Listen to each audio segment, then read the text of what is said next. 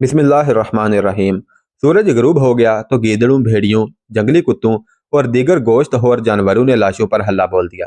ये तो हर लड़ाई के बाद का मामूल था कि दिन को गिद्ध और रात को गीदड़ और भेड़िए वगैरह मैदान जंग में लाशों को खाने के लिए पहुंच जाते थे। एक मामूल और भी था।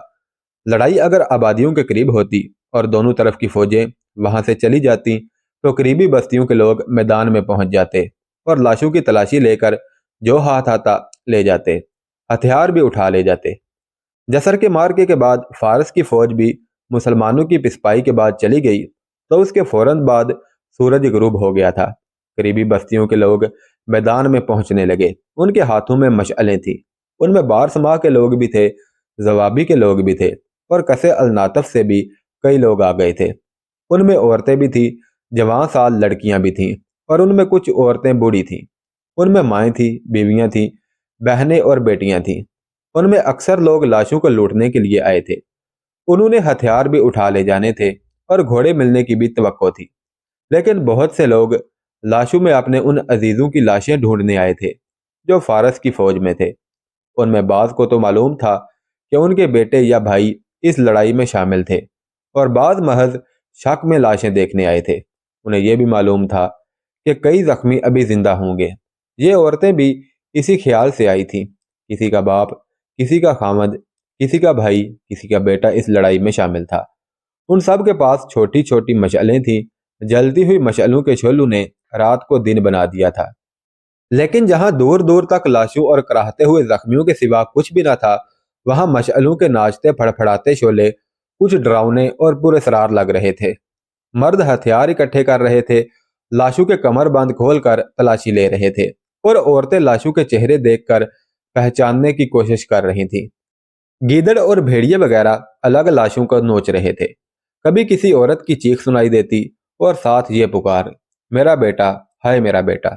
ऐसे ही किसी बीवी को अपने खामद की लाश मिल जाती तो वो वावेला बपा करके अपने साथ आए हुए मर्दों को पुकारने लगती। किसी बहन को अपने जवान भाई की लाश नजर आ जाती तो वो सीना कुबी शुरू कर देती। मंजर बड़ा ही हौलनाक था। दिलों पर हैबत तारी हो रही थी।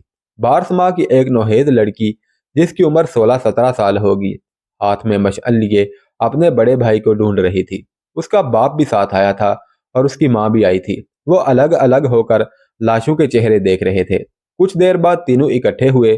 तुम मेरी बात क्यों नहीं मानती? बाप ने लड़की और उसकी माँ से कहा। वो सिकातिया की लड़ाई में मारा गया था। बताने वालों ने ठीक ही बताया था। तुम इसे ढूंढने यहाँ आ गई हो। बताने वालों ने शक में बताया था। माँ ने कहा, हो सकता है वो आज की लड़ाई में मारा गया हो। थोड़ी देर और देख लेते हैं, लड़की ने बाप से कहा। देखो देखो, बाप ने झुंझला कर कहा। जाओ देखो। एक माँ थी, दूसरी बहन थी। उन्हें यकीन नहीं आ रहा था। वह फिर अलग अलग हो गई और झुक झुक कर चेहरे देखने लगी। कुछ देर बाद लड़की एक लाश के पास रुक गई। लाश जमीन पर पड़ी हुई नहीं थी, बल्कि उसकी पीठ एक दरख्त के तने के साथ लगी हुई थी और टांगे आगे को थी, जैसे जिंदा आदमी दरख्त के साथ पीठ लगाकर बैठा हुआ हो। उसकी एक टांग की रान पर कपड़ा लिपटा हुआ था जो खून से लाल था। दूसरी टांग के टहने पर कपड़ा लिपटा हुआ था। वो यकीनन मरा हुआ था और वो फारसी नहीं अरबी था। लड़की चूंकि फारस की रहने वाली थी, इसलिए उसे अरबी मुसलमान के साथ कोई दिलचस्पी और हमदर्दी नहीं होनी चाहिए थी। लेकिन लड़की ने मशअल और आगे की और उस मुसलमान का चेहरा गौर से देखने लगी। लड़की उसके पास बैठ गई और मशअल जरा और आगे की। लाश का चेहरा इस तरह एक तरफ मुड़ गया जैसे जिंदा आदमी ने शोले की तपश से बचने के लिए चेहरा मोड़ दिया हो। फिर उसके हाथ को हरकत हुई और उसके होंठों से सिसकी निकली, पानी।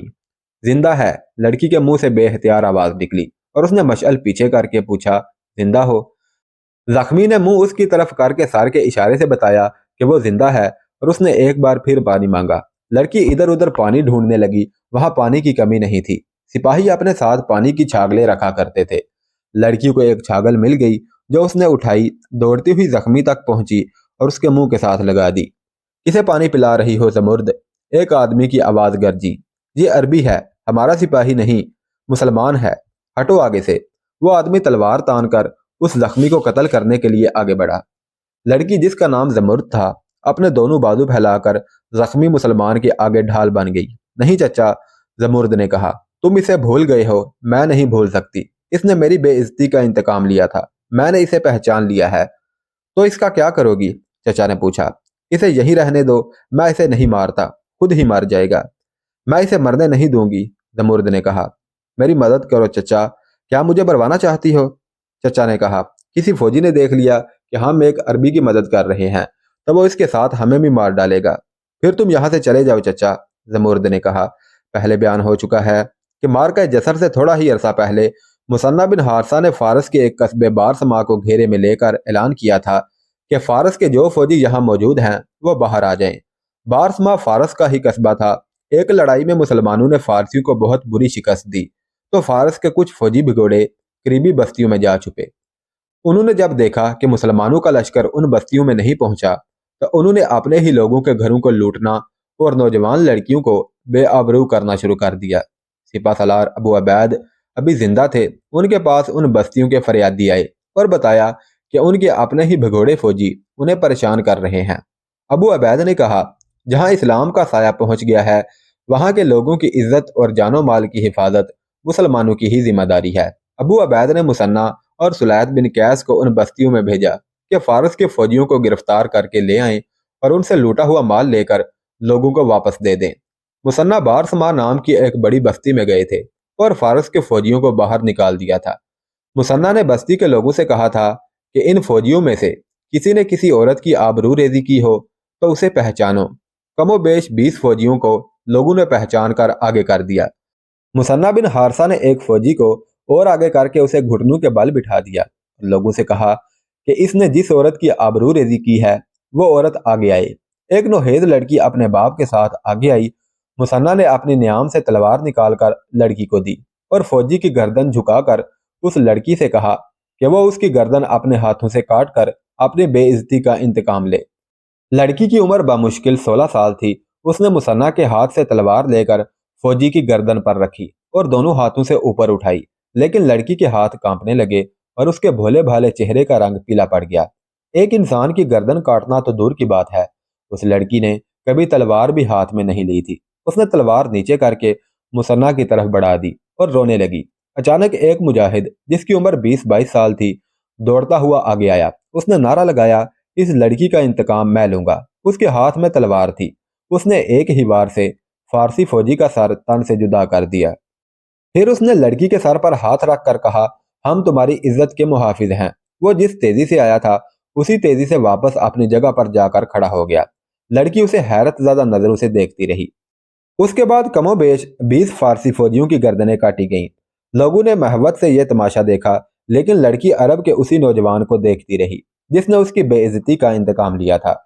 अरब का यह हुबरू नौजवान शहीब अलकदर था और सुहेब सकफी के नाम से मशहूर हो गया था। वो अबू अबैद शहीद के कबीला बनो सकीफ में से था। उसकी शोहरत गैर मामूली शुजाअत की बदौलत थी। मारका जसर में उसने शुजाअत के जौहर दिखाए थे। हाथियों के होदों की रस्सियां काटने में वो पेश पेश था। उसने 2 हाथियों के पेट तलवार से चाक कर दिए थे। सुहेब सकफी उस वक्त जख्मी हुआ था जब मुसन्ना अपने बचे कचे मुजाहिदीन को मैदान जंग से निकालकर पुल से गुजार रहे थे। सुहेब सकफी अपने साथियों के साथ फारसियों को पुल से दूर रखने के लिए लड़ रहा था। उसे अपने साथियों की तरह जरा पीछे रहना चाहिए था, लेकिन वो बहुत आगे निकल गया था। एक फारसी की तलवार ने उसकी रान इस तरह काट दी कि तलवार गोश्त को काटती हुई हड्डी के करीब जा रुकी। उसने फारसी को तो खत्म कर दिया, लेकिन खुद गिर पड़ा और एक घोड़े का पांव उसके टहने पर आ गया और वहां से खाल उतर गई।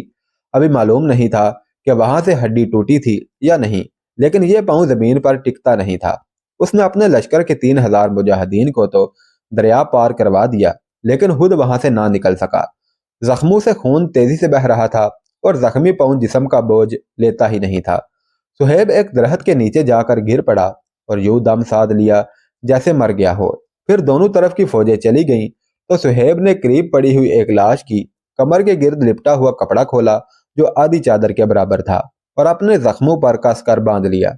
उसने उठने की कोशिश की, लेकिन खड़ा ना रह सका। जिस्म का खून खत्म हो रहा था। वो एक दरख्त के साथ पीठ लगाकर बैठ गया और मौत का इंतजार करने लगा। उसके होंठ अल्लाह के कलाम के विर्द में हिल रहे थे, लेकिन प्यास ने उसके जिस्म की सारी नमी चूस ली थी और हलक ऐसा खुश्क हुआ जैसे हलक में कांटे चुभ रहे हों। उसके असर से उसके होंठों की हरकत बंद हो गई थी और फिर उसे गशी के दौरे पड़ने लगे। उसने मौत को कबूल कर लिया था और यही उसके लिए बायसे इत्मीनान व सुकून था, लेकिन जख्मों का दर्द उसे बहुत परेशान कर रहा था। फिर वो ऐसा बेहोश हुआ कि होश में आने का इम्कान ही खत्म हो गया। जमूर्द की मशअल के शोले की तपश थी जो उसे होश में ले आई थी, और उसके पत्थर जैसे खुश्क होंठों से सिसकी निकली थी पानी। जमूर्द ने उसे मरा हुआ समझकर मशअल उसके चेहरे के इतनी करीब कर दी थी कि सुहेब सक्फी ने चेहरा परे कर लिया था और पूरी तरह होश में आ गया था। जमुर्द बारसमा की वही लड़की थी जो एक फारसी फौजी की गर्दन पर तलवार नहीं चला सकी थी, और यह काम सुहेब ने अपनी तलवार से कर दिया था। जितनी देर सुहेब वहां मौजूद रहा, जमुर्द उसी को देखती रही, और जब यह खूबरू अरब नौजवान वहां से चला गया तो जमुर्द उसे तसव्वुर में देखने लगी, और यह पुरनूर चेहरा हर वक्त उसके सामने रहने लगा। उस रात जमुर्द इस शक पर जसर के मैदान जंग में गई कि हो सकता है उसका भाई जख्मी या मुर्दा मिल जाए, तो उसकी नजर उस चेहरे पर पड़ी जो उसके जहन में नक्श हो गया था, जहां सब चेहरे एक जैसे लगते थे और हर चेहरे पर मौत का एक ही जैसा साया था। वहां दो चार कदम दूर से किसी चेहरे को पहचानना मुमकिन ही ना था, लेकिन जमुर्द ने सुहेब को पहचान लिया। सुहेब सक्फी के जिस्म में पानी गया तो उसके होश ठिकाने आ गए और उसकी आंखें खुल गईं। कौन हो तुम? सुहेब सक्फी ने जमुर्द से पूछा। तुम अरबी नहीं हो? अरबी नहीं हूं, लेकिन अरबी बोल सकती हूँ, जमुर्द ने कहा। बार समा की रहने वाली हूँ, तुम्हें जानती हूँ। कैसे? सुहेब ने कहा। मैं तुम्हें नहीं जानता। जमुर्द ने उसे वो वाकया याद दिलाया। तुम मुझे बहुत याद आते रहे हो, जमुर्द ने कहा। तुमने उस शैतान की गर्दन काट कर मेरे सर पर हाथ रखा था और कहा था कि हम तुम्हारी इज्जत के मुहाफिज हैं। हम तो समझते थे कि हमारी फौज हमारी इज्जत की मुहाफिज है, लेकिन हमारे मुहाफिजों ने ही हमारी इज्जतें लूटी। यह वक्त बातों का नहीं। मुझे यह बताओ, तुम्हें किस तरह बचा सकती हूँ? मैं तुम्हें यहां पड़ा रहने नहीं दूंगी। मुझे मेरे लश्कर तक पहुंचा दो, सुहेब ने कहा। लेकिन यह काम तुम नहीं कर सकोगी। मैं तुम्हें बार समा ले जाऊंगी, जमुर्द ने कहा। अपने घर रखूंगी। किसी फारसी फौजी ने देख लिया तो वो मेरे साथ तुम्हें भी कत्ल कर देगा, सुहेब ने कहा। तुम जाओ, मुझे मेरे हाल पर छोड़ दो। मैं कुछ देर का मेहमान हूं। मेरी आंखें सुबह का सूरज नहीं देख सकेंगी। मैं मरते वक्त तुम्हें किसी मुसीबत में नहीं डालना चाहता। लड़की फौरन उठी और यह कहकर चली गई कि अभी आती हूँ। वो एक घोड़े पर सवार जल्द ही आ गई, कूद कर उतरी और सुहेब को उठाने की कोशिश करने लगी। हिम्मत करो और उठो, उसने कहा। एक बार घोड़े पर सवार हो जाओ, लेकिन बहुत जल्दी। ये मेरे चचा का घोड़ा है, वो यहीं कहीं घूमता फिरता होगा। उसने देख लिया तो बना बनाया काम बिगड़ जाएगा। जमुर्द ने सुहेब को उठाकर इस तरह सहारा दिया कि उसका वजन अपने जिस्म पर डाल लिया। घोड़ा करीब ही खड़ा था। बड़ी ही मुश्किल से जमुर्द ने सुहेब का पांव रकाब में रखा और उसके जिस्म को अपने कंधों पर और पीठ पर डालकर उसे घोड़े पर सवार करवाया। सुहेब के लिए घोड़े की पीठ पर संभल कर बैठना मुहाल हो रहा था।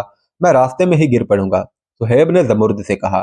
मैं तुम्हें अकेला तो नहीं भेज रही, जमुर्द ने कहा। मैं तुम्हारे साथ जाऊंगी। वो घोड़े पर सुहेब के पीछे सवार हो गई और उसकी पीठ अपने सीने के साथ लगाकर उसे अपने बाजुओं में ले लिया। तुम घोड़े को काबू में रखना, जमुर्द ने कहा। मैं तुम्हें काबू में रखूंगी। होश ठिकाने रखने की कोशिश करो। यह क्या हो रहा है? उन्हें एक ललकार सुनाई दी। ठहर जा जमुर्द। यह जमुर्द के चचा की आवाज थी, जिसका घोड़ा था। वह उनकी तरफ दौड़ा आ रहा था। यह घोड़ा मेरे चचा का है, जमुर्द ने कहा। वो आ रहा है, उसने घोड़े को एड़ लगाकर कहा। संभलो जरा पुल की तरफ। घोड़ा लाशों को रोनता फलांगता कश्तियों के पुल पर जा पहुंचा। जमुर्द ने मशल फेंक दी थी। जमुर्द का चचा चीखता चिल्लाता रह गया और घोड़ा पुल पार कर गया। फारस के दारुल हुकूमत मदाइन में एक पुरस्रार ड्रामा जमीन के नीचे नीचे चल रहा था, और यह मलकाए फारस पुरान और रुस्तम के गिर्द घूमता था। पुरान ने सुल्तनत के तमाम अंदरूनी और बैरूनी अमूर, दिफा और जारहियत के फैसलों के इख्तियारात रुस्तम को दे दिए थे। उसकी अपनी हैसियत बराए नाम मलका की सी रह गई थी, और वो और रुस्तम ज्यादा वक्त इकट्ठे गुजारते थे। और यह शक ही नहीं बल्कि शाही हलकों का मुशाहदा था कि रुस्तम और पुरान के सरकारी ताल्लुकात जाती दोस्ती का रंग इख्तियार कर गए थे, और यह दोस्ती काबिल एतराज हदूद में दाखिल हो चुकी थी। मदाइन में फारस के दो जर्नैल और भी थे, फेरोजान और महरान। वो भी बहमन जादविया के और जालिनूस के पाए के जर्नैल थे, लेकिन रुस्तम उन्हें नजरअंदाज करके बहमन जादविया और जालिनूस को ज्यादा अहमियत देता था। फेरोजान और महरान के दिलों में हलश परवरिश पा रही थी, जो उस वक्त उभर कर सामने आ गई जब रुस्तम ने बहमन जादविया और जालिनूस को हाथी देकर मुसलमानों के खिलाफ भेज दिया। ये फौज मदाइन से निकल गई तो रुस्तम और पुरान, जो कुछ दूर तक फौज के साथ गए थे, वापस महल में आए। फेरोजान ने अपने एक आदमी से कहा कि रुस्तम इधर उधर हो जाए तो उसे इत्तला दे। कुछ ही देर बाद उसे इत्तला मिली कि रुस्तम चला गया है। फेरोजान बगैर इत्तला कुरान के कमरे में चला गया। मलका फारस को मेरी ये जुरत अच्छी तो ना लगी होगी कि मैं बगैर इत्तला अंदर आ गया हूं, फेरोजान ने कहा। बैठो फेरोजान, मलका फारस पुरान ने कहा। तुम्हारा बगैर इत्तला अंदर आ जाना तो इतना बुरा नहीं लगा। मुझ तक कुछ ऐसी बातें पहुंची हैं जो मुझे और रुस्तम को बहुत बुरी लगी हैं। इससे पहले कि मैं वो बातें पूछूं जो मलका आलिया को बुरी लगी हैं, फेरोजान ने कहा, मैं ये पूछना जरूरी समझता हूं कि रुस्तम कौन है। क्या वो शाही खानदान का फर्द है? क्या वो किसरा की नस्ल से है? वो मेरे और महरान जैसा एक जर्नैल है। क्या तुम ये नहीं जानते कि मैंने उसे एहतियारात दिए हैं? कुरान ने कहा, और क्या तुम नहीं जानते कि मैंने ये फैसला सुल्तनत की सलामती और बका के लिए किया है? मैं उस रोज अपने आप को मलका फारस समझूंगी जिस रोज मेरे कानों में यह खबर पड़ेगी कि अब कोई जिंदा मुसलमान फारस की सरजमीन पर नहीं रहा और फारस के खोए हुए इलाके वापस ले लिए गए हैं। मलका फारस, फेरोजान ने कहा, अगर आपके और रुस्तम के अंदाजो अतबार यही रहे तो वो दिन कभी नहीं आएगा। फेरोजान, पुरान ने कहा, मालूम होता है तुम्हारे दिल में रुस्तम के खिलाफ जाती अनाद पैदा हो गया है। नहीं मलका आलिया, फेरोजान ने कहा, बात अगर अनाद की है तो अनाद रुस्तम के दिल में पैदा हुआ है। उसे बहमन जादविया और जालिनूस के सिवा कोई और जर्नैल नजर ही नहीं आता। ये दोनों शिकस्त होरदा जर्नैल हैं। दोनों सिर्फ पिस्पाह नहीं हुए बल्कि अपनी फौज का साथ छोड़कर भाग आने वाले जर्नैल हैं। मैं तुम्हारी शिकायत समझ गई हूं फेरोजान। आप कुछ नहीं समझ रही मलका आलिया, फेरोजान ने कहा। आप भूल गई हैं कि फारस के तख्तो ताज पर शाही खानदान में किस कदर कत्ल गारत हो चुकी है। इस तख्त पर जो भी बैठा वो कत्ल हो गया। मैं जानता हूं कि आपने रुस्तम को साथ लेकर तख्तो ताज को फौज का तहफ़्फ़ुज़ दिलाया है, लेकिन आपने रुस्तम पर अंधा एतमाद करके अच्छा नहीं किया और फिर उसके साथ जाती दोस्ती पैदा करके और ज्यादा बुरा किया है। मलका आलिया, मेरे दिल में फारस की मोहब्बत और दर्द है। मेरी वफादारी फारस के साथ है, आपके साथ नहीं।